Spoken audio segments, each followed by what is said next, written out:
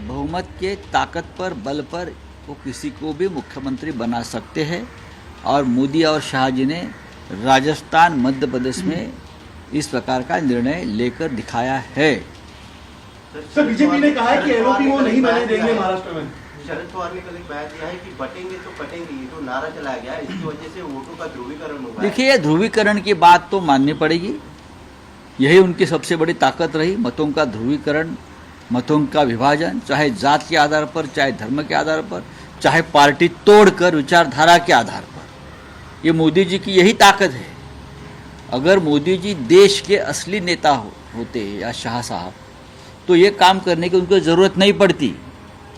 ये गंदगी जो है राजनीति में लाई है, ये खिचड़ फैलाने की उनको ज़रूरत नहीं पड़ती। अगर आप नेता है, लोग आपकी बात मानते हैं, तो उसको तोड़ो, उसको फोड़ो, उसको खरीद लो, ये ज़रूरत नहीं पड़ती। ये काम कभी पंडित नेहरू ने नहीं किया, इंदिरा गांधी जी ने नहीं किया, मनमोहन सिंह साहब ने नहीं किया।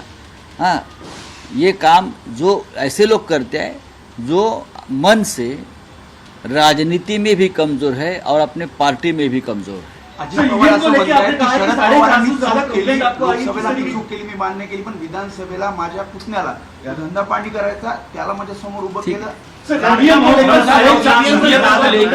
काफी सवाल उठाए जा रहे हैं। महाराष्ट्र में 400 से भी ज़्यादा कंप्लेंट्स हमारे पास आई है ईवीएम के बारे में। हम उस बारे में स्क्रूटिनी कर रहे हैं और बाद में क्या करना है देख लेंगे।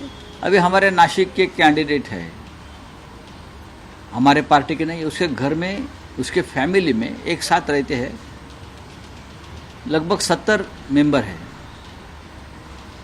माँ है, बच्चे है, बहन है, बीवी है, भाई है, उनके नौकर है, उनके कार्यकर्ता है, 65 लोगों का एक फैमिली है, उनको 4 वोट पड़े हैं। वो ऐसा कैसा हो सकता है?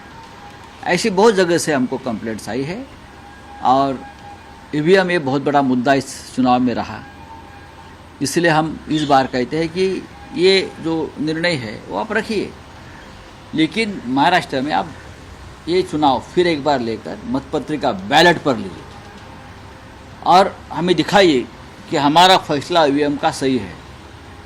अगर बैलेट पर आप जीतते हो, देखिए पोस्टल बैलेट पर जो काउंटिंग हो गया महाराष्ट्र, उसमें तो महाविकास आघाड़ी का सब जगह पर हमने आगे है, हम लीड पर है, 140 145 सीट पर हम लीड पर है।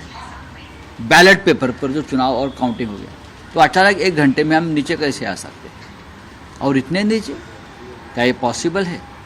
शरद पवार जैसा नेता, महाराष्ट्र उसके पीछे खड़ा था इस बार। उनको जिस तरह से सीटें मिली है या अजित पवार को सीटें मिली है, ये कौन सा निर्णय है? इसके लिए ये जो सब खिचड़ हो गया ना महाराष्ट्र में, मिस्टर चंद्रचूड़ जिम्मेदार है।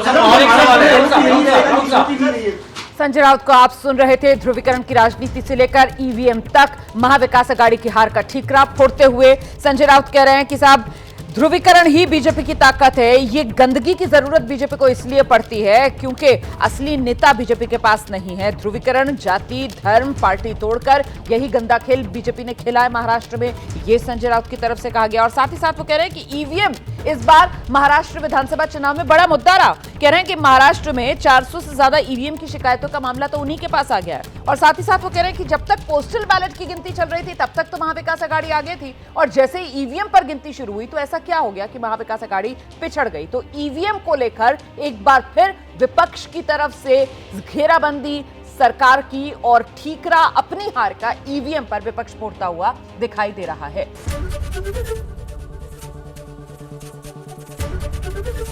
एबीपी गंगा, खबर आपकी, जुबान आपकी।